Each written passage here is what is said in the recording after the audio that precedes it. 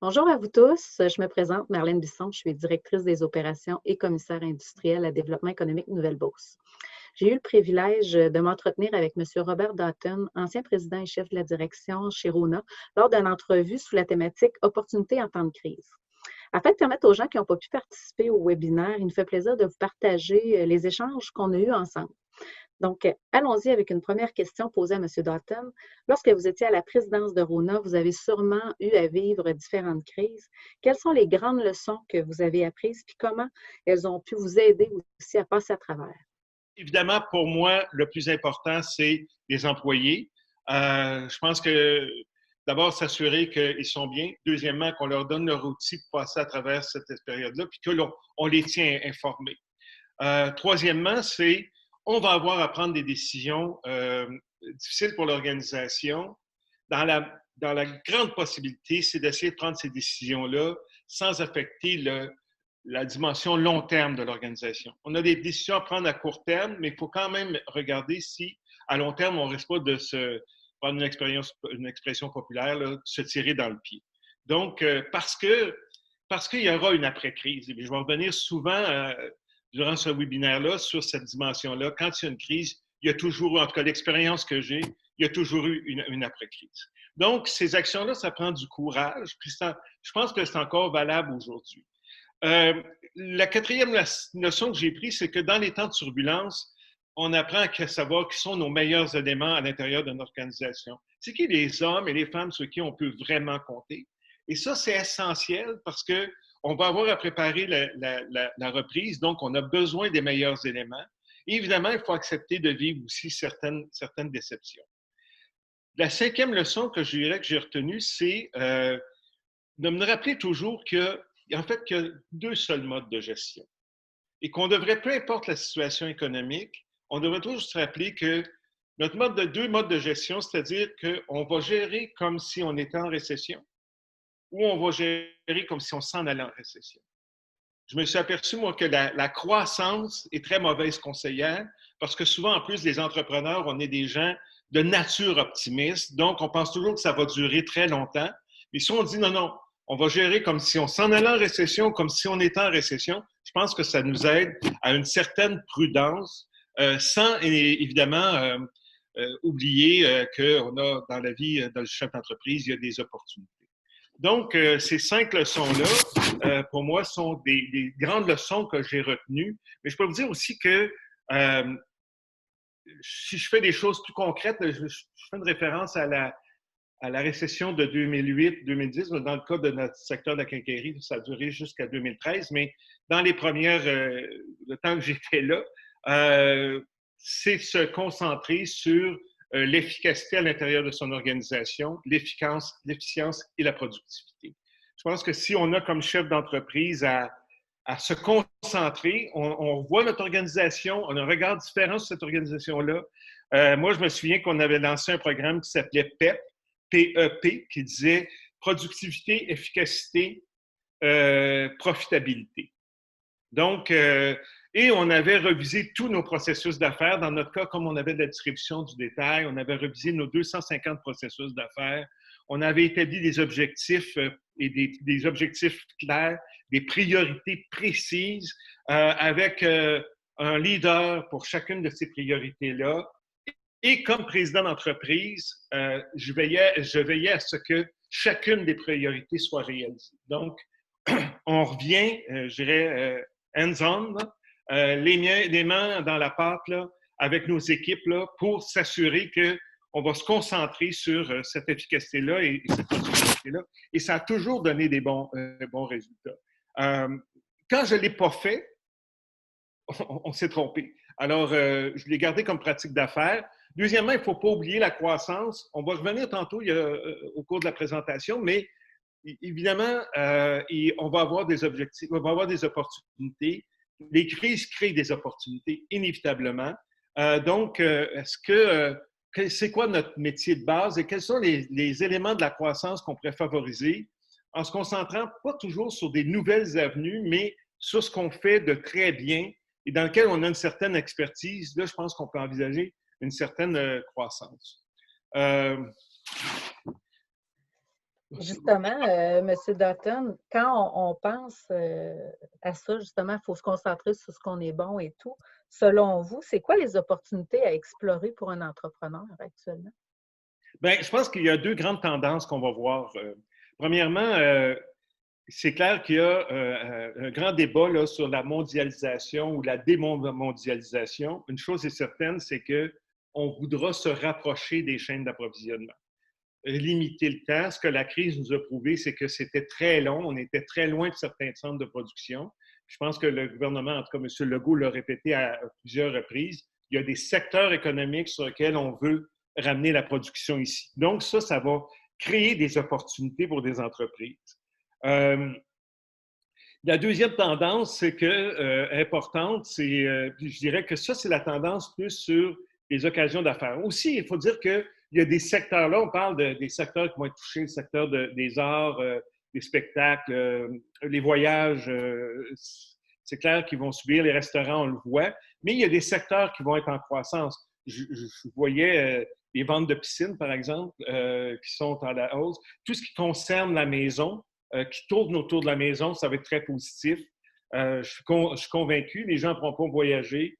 Ils sont confinés depuis 3 mois dans leur maison. À un moment donné, c'est clair qu'ils vont pouvoir rénover, faire des changements, décorer. Donc, le secteur de la résidence va être un bon secteur de l'habitation. Là, je parle probablement par déformation professionnelle. Mais ça, c'est des opportunités. Il faut faire attention au panier bleu. C'est une belle initiative, mais je pense qu'il faut monter le panier bleu au niveau des entreprises. C'est-à-dire, le panier bleu s'adresse aux consommateurs, achetés québécois, mais il faut que les entreprises réapprennent à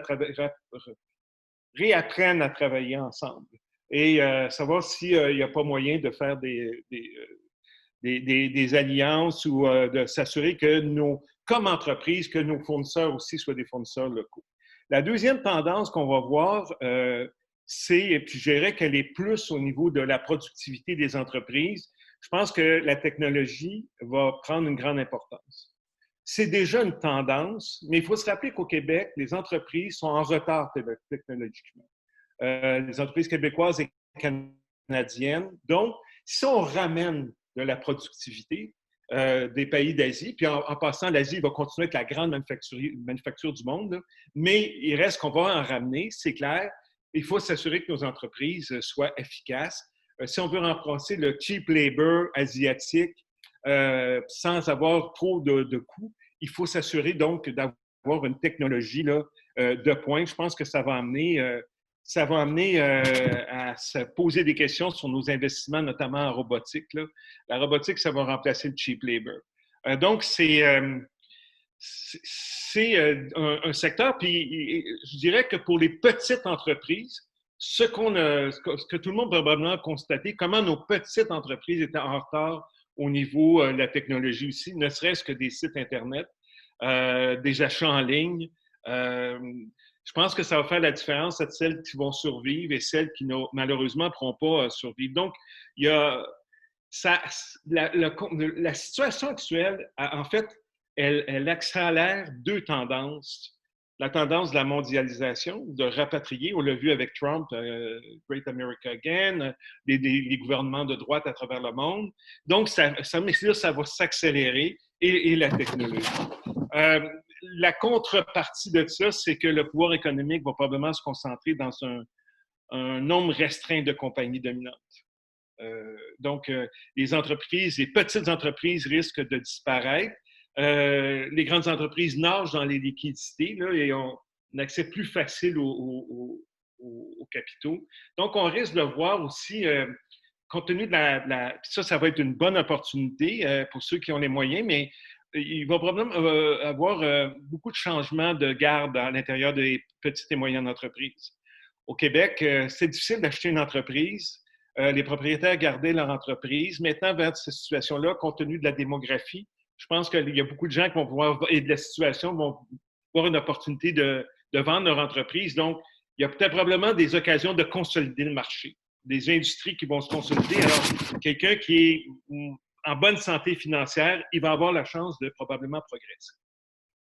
Compte tenu du taux de chômage aussi, on va voir beaucoup de start-up. Il y a donc pas des gens qui ont perdu leur emploi. Donc,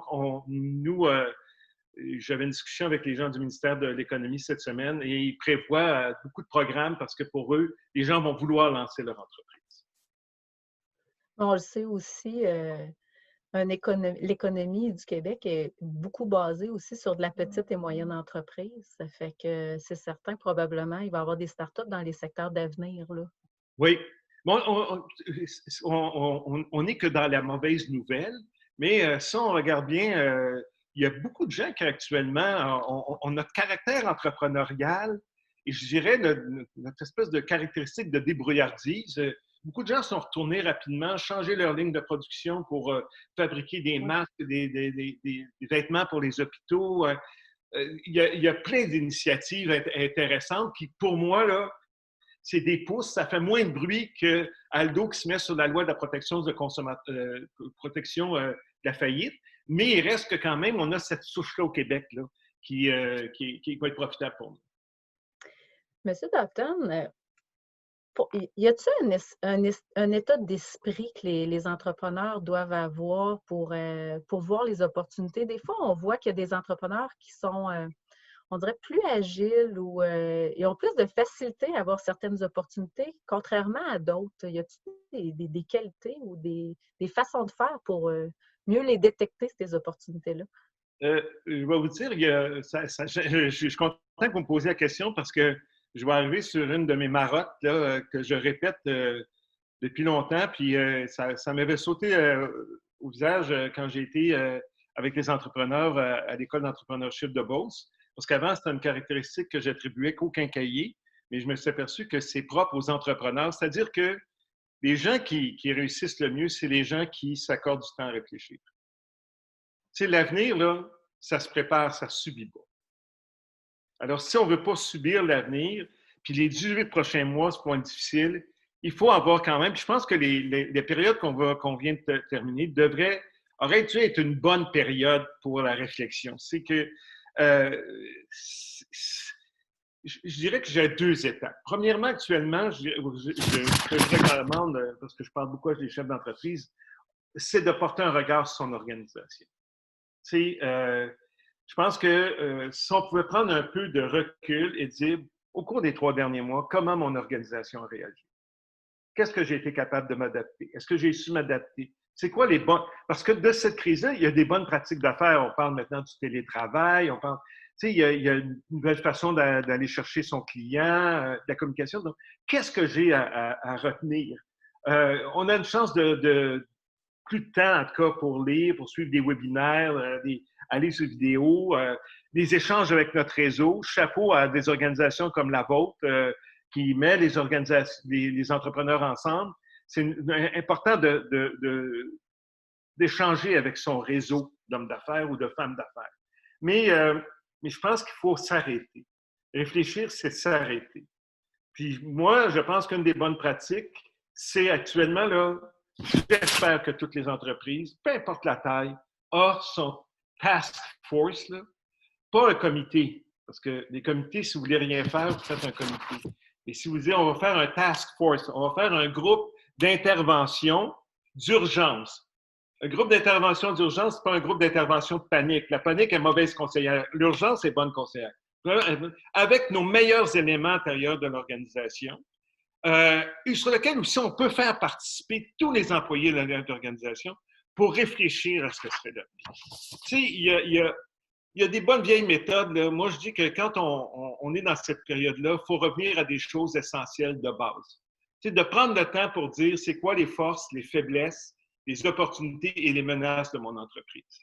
C'est sûr que là, il y avait plein de consultants qui vont sortir, puis qui vont sortir des systèmes et tout ça. Non, non. Est-ce qu'on peut, avec une équipe à l'intérieur de notre organisation, faire le point? Et par la suite, on est capable de reviser son équipe, comme je disais tantôt, extrêmement important. Tu sais, je dis toujours, une entreprise, c'est un sport d'équipe. On gagne ensemble. Donc, c'est une occasion d'identifier puis de développer notre talent. Donc, rappelez-vous, comme entrepreneur, là, vous ne grandirez pas si vous ne sortez pas de votre zone de confort. Alors, il faut sortir de sa zone de confort, aller dans sa zone de confiance, puis préparer avec ce task force-là, c'est quoi notre entreprise. Je peux me permettre de faire un petit commercial. Le 5 juin au HEC, c'est gratuit, une conférence de 90 minutes avec M. Yves Pigneur, qui est, selon le magazine Forbes, la 4e personne la plus influente au monde dans le milieu des affaires. C'est lui qui avait sorti le Business Model Canvas, un homme exceptionnel avec qui HEC a d'excellentes relations.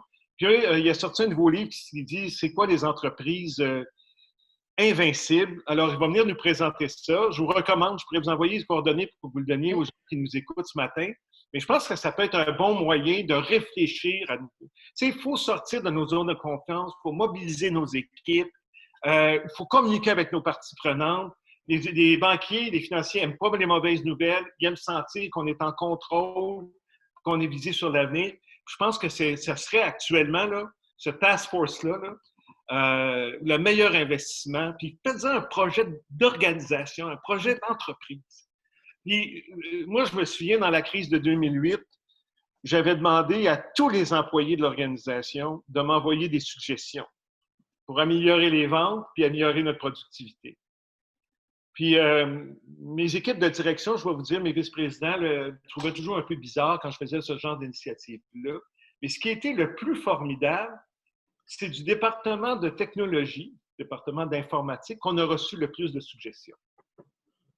Et là, tout le monde est tombé sur « Mais qu'est-ce que c'est ça? Les gens de technologie, ils ont tant d'intérêt pour l'organisation, ils ont tant d'idées. Donc, limitez pas votre organisation à quelques personnes, faites un projet d'entreprise, puis je vais leur donner l'espoir puis le goût de réussir à tout le monde. » Les bonnes idées, ils peuvent venir de tout le monde en tant que tel. Puis souvent, il y en a des très bonnes qui viennent des gens qui sont directement sur le terrain.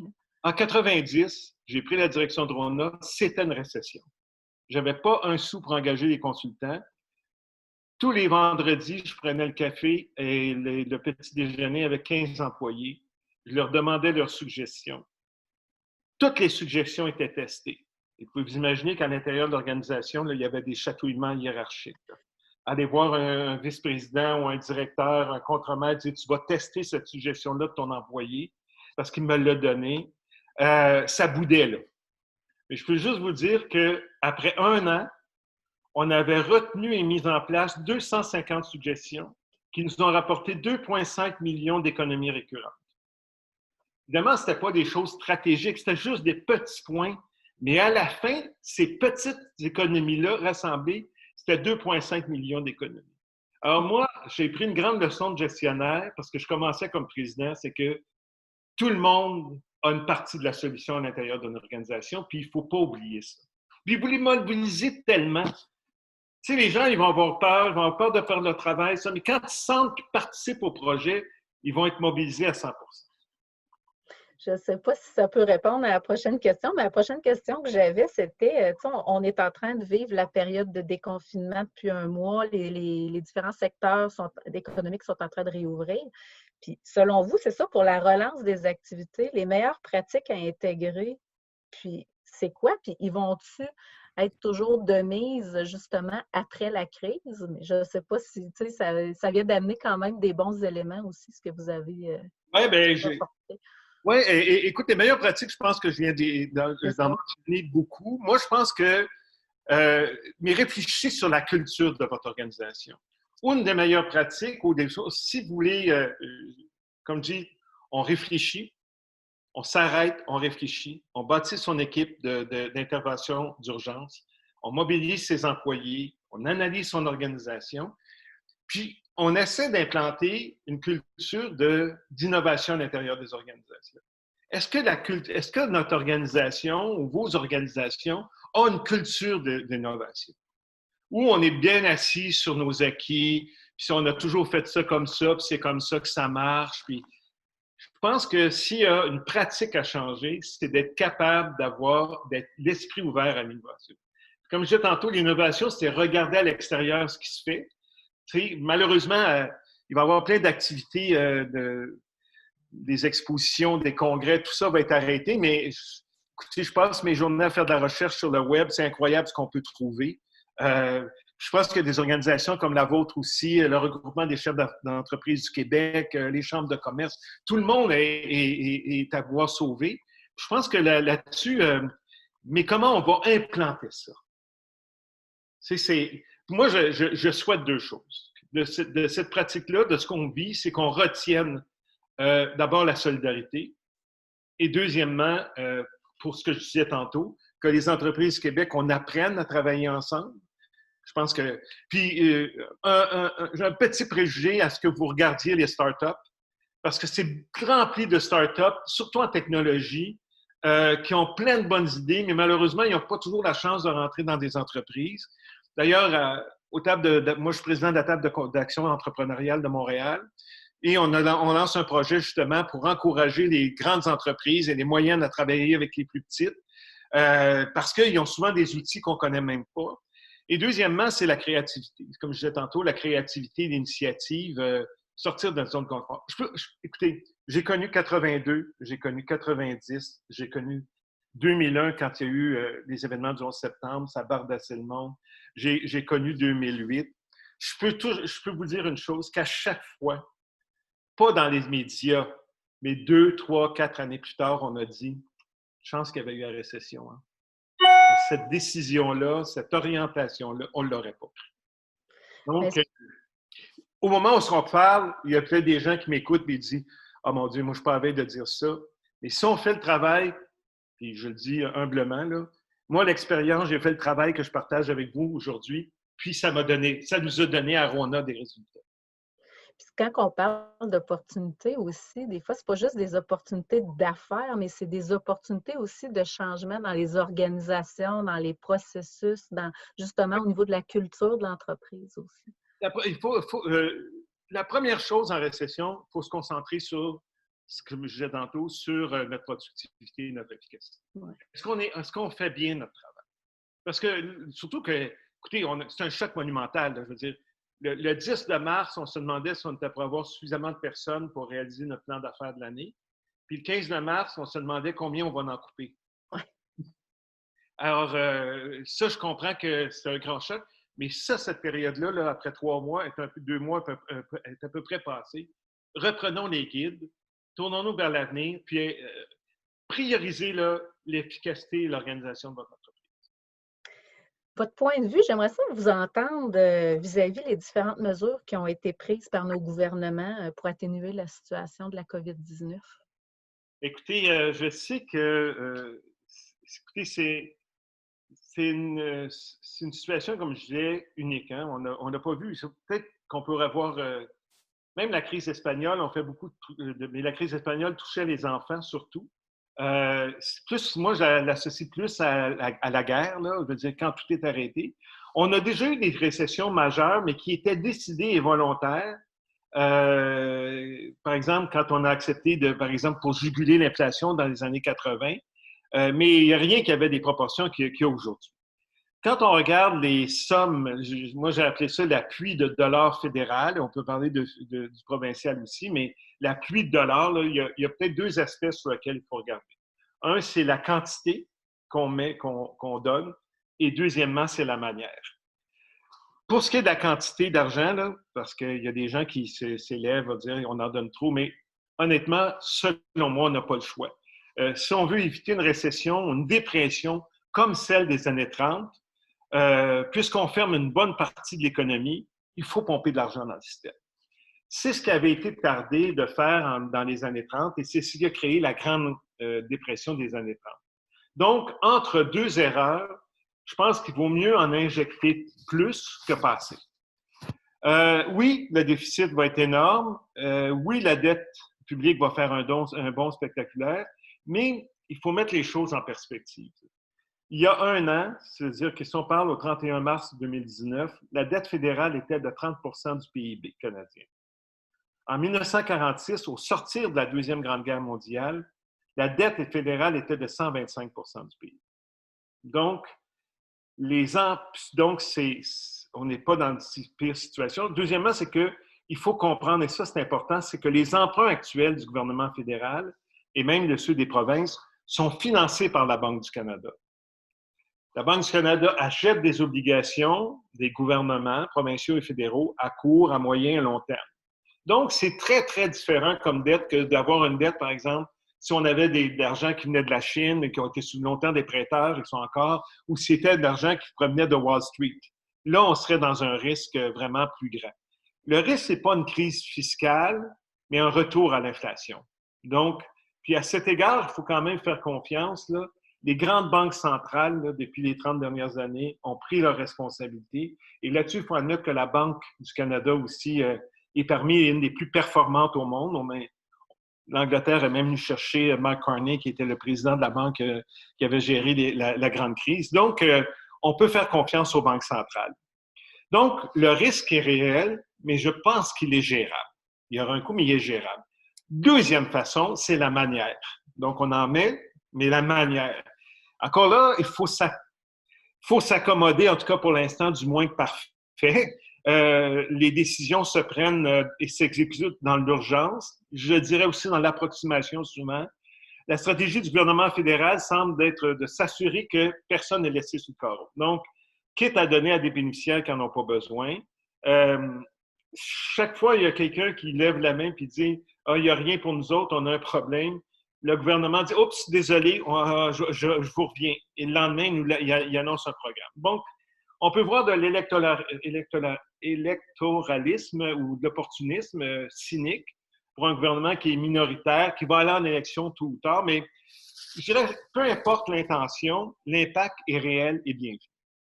Mais il y a des mesures qui qui créent des effets pervers, notamment la prestation canadienne d'urgence et la prestation canadienne d'urgence pour les étudiants. Ça engendre des sérieux problèmes parce que j'en entends chaque jour des chefs d'entreprise qui m'en parlent pour les employeurs de main-d'œuvre qui est non qualifiée. Jusqu'à présent, M. Trudeau a traité la question, je dirais, naïvement, là, en se basant sur la bonne foi des gens, mais il faut s'attendre à ce qu'au cours des prochaines semaines, le ton monte et que ils vont être obligés de modifier ces paramètres-là au bénéfice des entrepreneurs. Donc, en tout cas, il faut l'espérer, mais jetons pas le bébé avec l'eau du bain. Alors, c'est clair que la discipline budgétaire gouvernementale d'après-crise va demander beaucoup de courage et de pédagogie. Alors, ça va être un défi. Ça va être un grand défi. Pensez-vous qu'après cette crise-là, ben non, plutôt, pensez-vous que la crise actuelle qu'on connaît, elle va accélérer l'évolution de la société puis même du monde des affaires? Wow, c'est une grande question. Je vais vous dire, j'ai lu les historiens, je lis beaucoup et évidemment, on espère tous qu'il y ait des changements. Je pense que pour passer à travers cette crise-là, puis rester sainement mental, en bonne santé mentale, c'est de dire « Ah, ça va générer un monde meilleur. » OK? C'est correct de le faire, mais l'histoire prouve à peu près le contraire. Ça va toucher une certaine période, pendant une certaine période de temps, mais je pense que c'est ça va aller mieux. Moi, je dis ça va passer. Alors, je vais donner un exemple. J'ai regardé ce qui s'était passé dans le secteur de l'aviation après les événements du 11 septembre 2001. Le trafic aérien a diminué de façon majeure après les événements du 11 septembre. Les gens n'ont pas voyagé. Et je le sais parce que dans notre secteur chez nous, de la quincaillerie de la rénovation, il y a eu un boom de rénovation. On a refait les sols pour faire des cinémas maison. Les gens s'est acheté des nouvelles maisons. Ils ne voyageaient pas. Alors, mais si on regarde, là, il y a eu une autre baisse ça a recommencé à partir de 2004, une petite baisse en 2000-2009, mais en 2019, là, les nombres de passagers aériens étaient 250 % plus élevés qu'en 2000. Donc, oui, il y aura des impacts à court terme, mais ça passe. Donc, tu sais, la dépression des années 30 a laissé des séquelles. On était pendant peut-être une génération ou 2 générations à dire, bon, ben là, on dépense juste si on a l'argent. Ça, nos grands-parents, mais c'est depuis longtemps très fini. Donc, il reste des choses, mais je pense que tout passe. Il va y pensez-vous? avoir des changements disruptifs, par exemple. Je pense que là-dessus, est-ce qu'il va y avoir des fractures? Je pense qu'il y a premièrement, là, si on parle au niveau des inégalités, il y a une cruelle mise en lumière des inégalités. Là. Dans cette crise-là, les individus et les pays ne sont pas tous égaux. Je pense qu'on n'a pas vu encore tout l'impact sur l'Afrique, par exemple. Le problème des personnes âgées, c'est un enjeu mondial. La crise des CHSLD, ça met en lumière un problème plus fondamental de manque de personnel, de sous-financement. On ne peut pas continuer à voir ça longtemps. C'est toute la cruelle mise en lumière des faiblesses de notre système de santé puis de la gestion du système de santé. Je pense que les gouvernements, je pense qu'on a un exemple. Je ne pense pas que ça soit différent dans tous les ministères. Là. En tout cas, entre vous et moi, là, gardons ça, mais le ministère de l'Éducation, qui a une grande ampleur aussi, doit être dans le même esprit. Vraiment, on peut se questionner sur les façons dont les gens gèrent la mobilisation des employés. Tout ça. Alors, donc, le gouvernement devra repenser avec les syndicats qui ne se sont pas très, très illustrés dans cette crise-là. Donc, il faut, comme dans plusieurs pays, là, éviter l'hospitalo-centré, là, puis voir ce qu'on peut faire pour les CHSLD et les personnes âgées. On a un manque collectif de vision. Ça, c'est un autre point, à mon avis. Ni le Québec, ni aucun autre pays était prêt. Pourtant, ça fait des années que nos experts disent c'est pas si on va avoir une pandémie, c'est quand elle va arriver. Alors, la santé publique, c'est le parent pauvre. On n'avait pas d'équipement. La prévention, c'est pas rentable politiquement. Donc, j'ai beaucoup aimé cette expression de Pierre Fortin qui a dit il faut institutionnaliser la clairvoyance. Pierre Fortin est un grand économiste du Québec.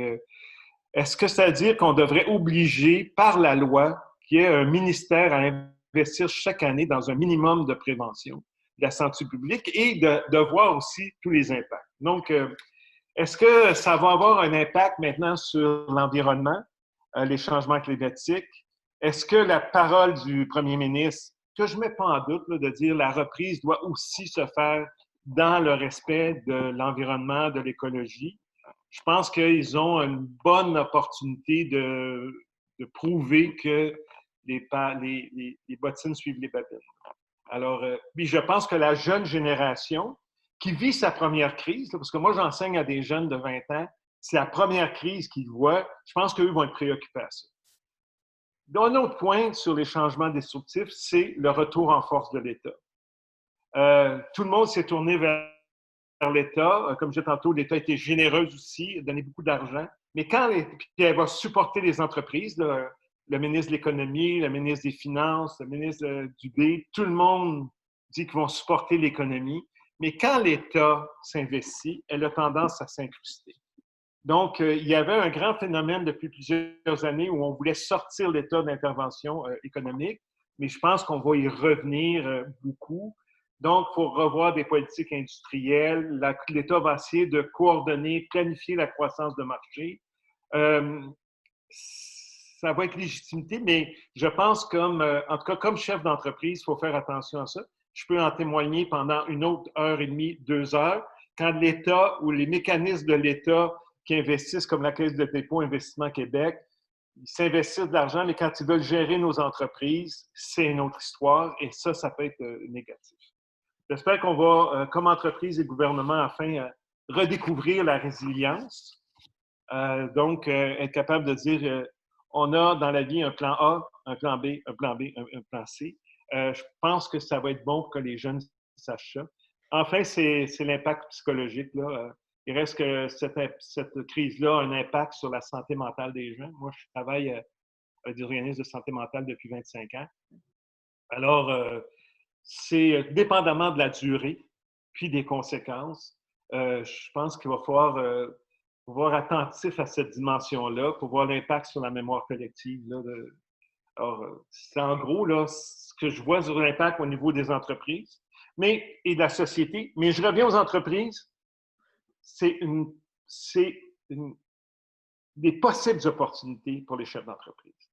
Bien, justement, est-ce que tu sais, avec ce qu'on voit, est-ce que l'avenir est quand même prometteur pour faire des bonnes affaires avec l'après-crise là, de la COVID-19? Je dirais que, bon, comme tantôt j'ai mentionné rapidement, les 18 prochains mois, là, je n'ai pas de lunettes roses, ça va être très dur. Alors, on est souvent de s'y faire. C'est sûr qu'il y a des petites entreprises dans des secteurs, comme j'ai mentionné, qui vont être durement affectés. Ça, c'est clair. Mais les entreprises qui vont être résilientes, les entreprises qui sauront être courageuses et créatives vont sortir gagnantes. Ça ne veut pas dire sortir gagnantes au 31 décembre 2020, mais sur un espace de 24 mois, il risque d'y avoir des pauses. Mais honnêtement, il faut faire ce que tantôt j'ai dit sur la gestion de son entreprise, sur la planification stratégique. Tu sais, depuis des années, moi, j'enseigne au HEC. Je vais vous dire, au HEC, là, on vend des cours de leadership à tour de bras. Ça vient 1 500 $, 2 500 $, 3 jours pour devenir des leaders. C'est intéressant. Mais, à mon avis, dans la crise, ce qui est important, c'est d'être des bons gestionnaires. Donc, on peut être très mais être un bon gestionnaire. C'est quoi planifier, c'est quoi organiser, c'est quoi diriger, puis c'est quoi contrôler. Je pense que les bons gestionnaires, puis on est au HEC, on est un groupe d'hommes et de femmes d'affaires qui vont donner leur temps au HEC, puis on s'est assis ensemble, puis autour d'un webinaire et d'un Zoom, puis on a dit comment on fait pour aider nos entreprises, tu sais. On est tous arrivés à un consensus de dire qu'il faut développer l'aspect de gestionnaire de nos chefs d'entreprise. Ça l'empêche. La leadership, c'est un des aspects de la direction, mais comment planifier, comment organiser, comment contrôler aussi, il faut revenir à ça. Les bons gestionnaires vont être capables de sortir de cet élément. Comment voyez-vous le développement des affaires, justement, dans les prochains mois, dans les prochaines années? Parce que ça reste que le contexte a quand même changé. Il va probablement avoir des gros changements majeurs de ce côté-là. Oui, on a parlé un peu tantôt. Je ne veux pas avoir l'air de radoter parce qu'à mon âge, j'ai toujours peur à ça, mais je pense que c'est important d'insister sur le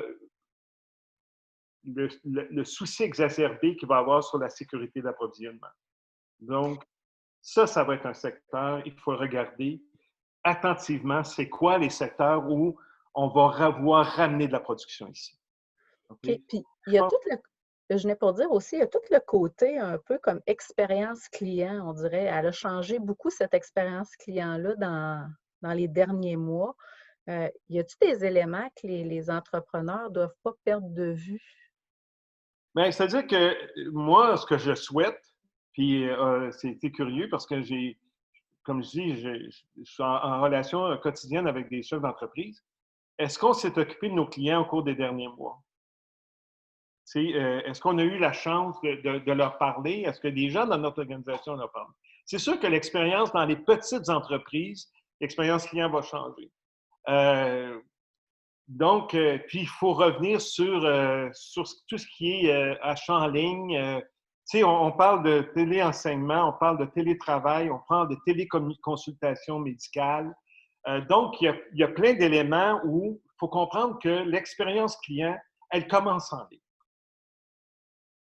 Elle n'est pas toujours en entreprise. Puis, je ne suis pas de ceux qui croient que l'Internet va remplacer tous les magasins. Ça me fait tellement rire parce qu'il y a 30 ans, vous étiez trop jeune, là, mais il y a 30 ans, on disait les grandes surfaces vont faire mourir toutes les petites entreprises.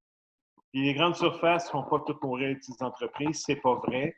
Internet ne fera pas mourir les petites entreprises. En passant dans la presse, il y a un très bon article l'ex-président de Best Buy là, qui prend sa retraite.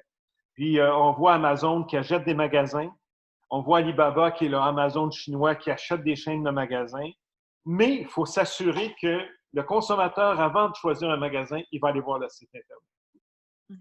Et puis je peux vous dire, à l'actuel, je ne sais pas si je suis malchanceux, mais moi, j'ai acheté là, par Internet. Là. C'est drôle, mes expériences ne sont pas si bonnes que ça. Ça l'oblige nos petits commerçants ou les plus petites entreprises à offrir finalement un service qui est plus distinctif aussi, plus personnalisé. Puis, comme je disais tantôt, ne négligeons pas le rapport humain. Oui, là, écoutez, moi, j'ai déjà quitté Pirona depuis 7 ans. Il y a 7 ans, 50 de nos clients allaient sur notre site Internet avant de rentrer dans le magasin. Donc, ça veut dire qu'à fois qu'il y avait un client sur deux qui rentrait dans le magasin avec déjà beaucoup d'informations. Donc, mets quelqu'un sur le plancher qui est capable d'y répondre. Ouais, tout à fait. Puis, il faut créer en magasin, si on se déplace pour aller en magasin, il faut vraiment que ce soit un peu le terme qu'utilisent les hôtelleries, c'est des invités. Donc, il faut s'assurer qu'on leur donne, qu'on leur fasse vivre une expérience en magasin qui est intéressante.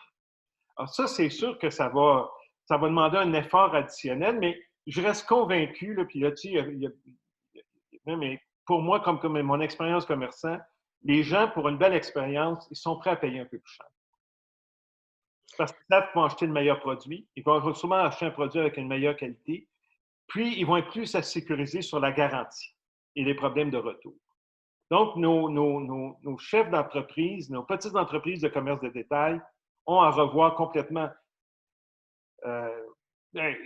Moi, comme consommateur, là, il y a 2 ou 3 des magasins que je fréquente que je me suis rendu compte qu'il n'y avait pas de site Internet. Ouais.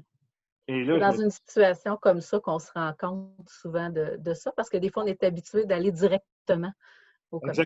Mais on veut continuer à s'encourager. Tu sais, moi, j'ai un pâtissier qui est un artisan, qui fait des choses extraordinaires. Il n'y a pas de site Internet. Tu sais? Puis là, il m'a dit, je l'ai appelé, il m'a dit, mais je suis Facebook. Ouais, Facebook. Mais le site faisait vraiment dur. C'est quelqu'un qui fait vraiment des choses de haute qualité. Donc, il y a à se reprendre en main. Puis là-dessus, le gouvernement, souvent les municipalités ont des budgets très intéressants pour les entreprises qui veulent s'informatiser ou qui veulent créer des sites Internet. Donc, des subventions importantes. Là. Donc, il n'y a plus de raison aujourd'hui.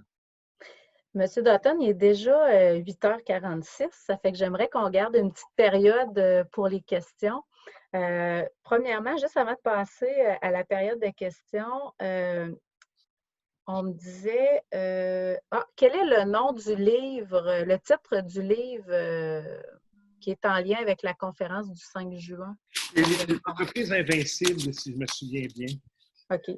Parfait. Ce qu'on fera, c'est qu'on pourra envoyer le titre du livre aux participants, puis peut-être aussi le lien de l'activité. C'est gratuit, là.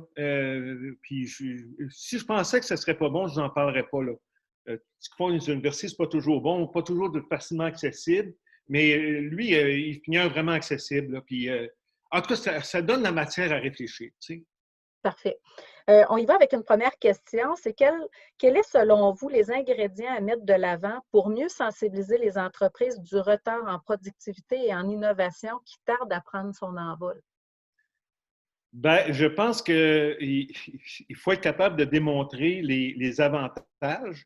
De toute façon, le marché, là, ce qui va se passer au cours des 12 et 24 prochains mois, je m'excuse, j'aurais dû tousser dans mon coude. Ce qu'ils vont se rendre compte, c'est que s'ils ne se réveillent pas, il y a des gens, leurs concurrents vont se réveiller, ils vont le faire, puis ils vont prendre le marché.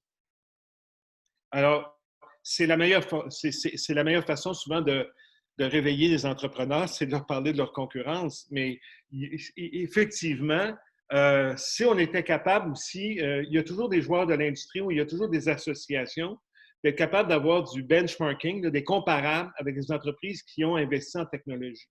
Puis tantôt, j'ai parlé du gouvernement, l'incrustation du gouvernement dans l'économie, mais il faut avouer quand même que, notamment Investissement Québec, a des très bons programmes pour encourager les gens à s'adapter. Mais moi, si les gens ne veulent pas s'adapter à la technologie, c'est dommage, ils vont disparaître. Alors, c'est un message qu'on passe, mais nos entreprises, comme je disais, la courbe démographique, on avait beaucoup de chefs d'entreprise qui, je dirais qu'ils prenaient tout ce qu'ils pouvaient de l'entreprise. Ils se prenaient l'entreprise en disant, ben regarde, aujourd'hui, ils n'ont pas vendu, leur entreprise n'est pas techniquement à date. Avec cette crise-là, leur entreprise ne vaut plus ce qu'elle valait le 1er mars dernier. Donc, il y a un prix à payer là-dessus. Alors, je pense que pour pour comprendre à des entrepreneurs, il faut leur donner des exemples concrets. Parfait. On a une autre question aussi qui revient un peu en lien avec les aides gouvernementales, mais c'est que pensez-vous des impacts en 2021 des programmes d'aide offerts à plusieurs en double, voire même en triple? Puis la personne marque que je trouve étrange que certains aient autant d'argent présentement, mais qu'ils soient sans emploi. OK. Comme je disais tantôt, pour le départ, il était mieux d'en donner plus que passer, de façon à supporter l'économie. Mais je demeure confiant. Peut-être que je suis naïf, mais je demeure confiant qu'au cours des prochaines semaines, le gouvernement va réajuster ses programmes. Ouais. Ça, il va avoir il va avoir suffisamment de pression, là, notamment par les chefs d'entreprise qui essaient, comme je disais tantôt, d'embaucher de la main-d'œuvre non spécialisée ou des étudiants puis ils ne sont pas capables parce qu'ils ont le 2000 $. Par mois. Ouais. Donc, il n'y aura pas le choix. Si vous lancez l'économie, il faut que les gens il faut qu'il y ait des gens pour faire le travail. Donc, j'ai confiance qu'au cours des prochaines semaines, il sera juste puis qu'il y a des gens aussi qui peut-être ont bénéficié de façon inéquitable puis que cet argent-là puisse nous être remis aussi. Une autre petite question. Pour une start-up, qu'est-ce que vous conseilleriez par rapport aux consultants experts conseils qui semblent très coûteux au départ? Moi, il y en a sûrement des très bons, là, mais je ne vois pas une start-up perdre du temps avec des conseillers. Le système d'appui des start-up au Québec est exceptionnel. Je veux dire, on a un réseau d'incubateurs, d'accélérateurs pour aider nos start-up incroyable. Alors, je pense que de vérifier ces outils-là avant d'embaucher ou aller voir des spécialistes. Puis, un des avantages aussi qu'on a au Québec, puis c'est chapeau à nos entrepreneurs. Nos entrepreneurs sont très généreux de partager leur expérience. Ça, c'est vraiment une particularité. L'École d'entrepreneurship de Beauce, c'est probablement un des meilleurs exemples. Mais je le vois aussi au HEC, on a 2 incubateurs, on a un accélérateur, on a toujours la collaboration des chefs d'entreprise. Puis vérifiez la liste des incubateurs et accélérateurs de votre région ou même s'il faut sortir. Là, à Montréal, juste à Montréal, on en a 80. C'est plus que des pays complets. Donc, on a vraiment une infrastructure très supportée par le gouvernement.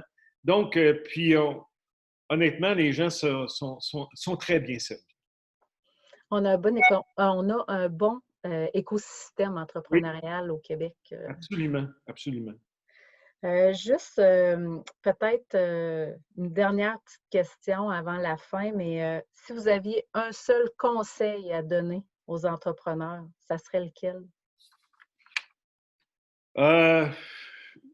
Ben moi, je dirais qu'il faut avoir les yeux fixés sur l'avenir, euh, garder, garder la tête froide, pas de panique, mais de l'urgence. La panique est très mauvaise conseillère.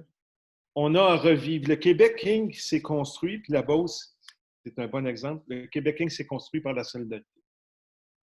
Les entrepreneurs au Québec, on a une chance de reprendre cette solidarité-là.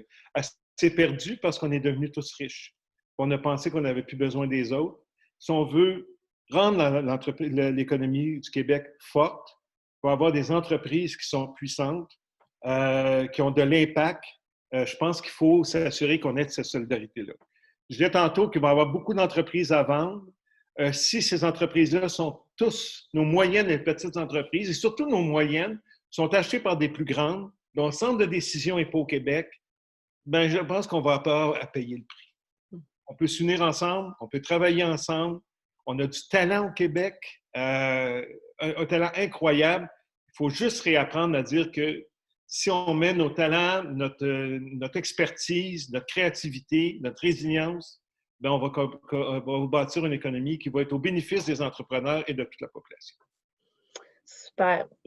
On est déjà pratiquement à la fin du webinaire. Je tiens à dire aux participants que le webinaire est enregistré. Ça fait qu'on va pouvoir, parce que je voyais là, des commentaires, il y a une personne qui demandait s'il était enregistré pour pouvoir le repartager par la suite aux collègues. Ça fait qu'il n'y aura pas de problème. Vous allez le retrouver sur nos réseaux sociaux et sur notre site Internet. Donc, je tiens à vous remercier, M. Dutton, d'avoir accepté l'invitation. Vraiment, ça a été c'est toujours très inspirant d'entendre des personnalités d'affaires comme vous. Vous êtes un excellent vulgarisateur.